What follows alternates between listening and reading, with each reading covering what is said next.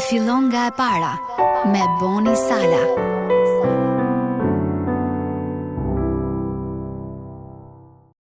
Duke qenë se mendimet e mia nuk janë mendimet tuaja, dhe as rrugët tuaja nuk janë rrugët e mia, thot Zoti.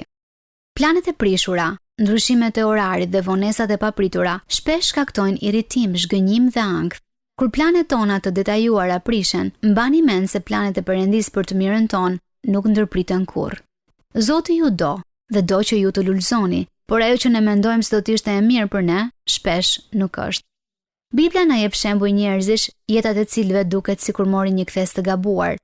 Trajektoria e një të riu të quajtur Jozef ndryshoi në mënyrë drastike kur vëllezërit e tij e shitën si sklav.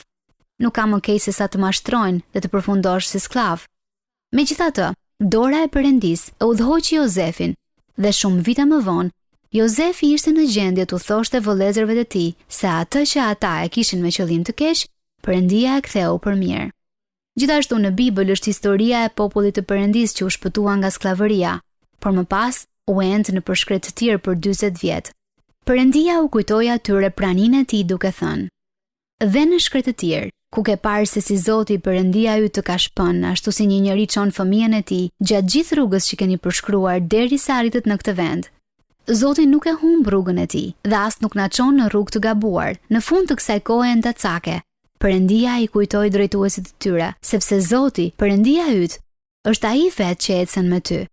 Ai nuk do të lërë dhe nuk ka për të të braktisur.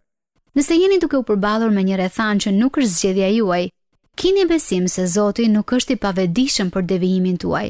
Nëse nuk mund ta dalloni menjëherë dorën e tij në këtë rrugë të re, keni besim në mirësinë e tij. Ndoqët një moment reflektimi nga Boni Sala. Fillon nga e para me Boni Sala.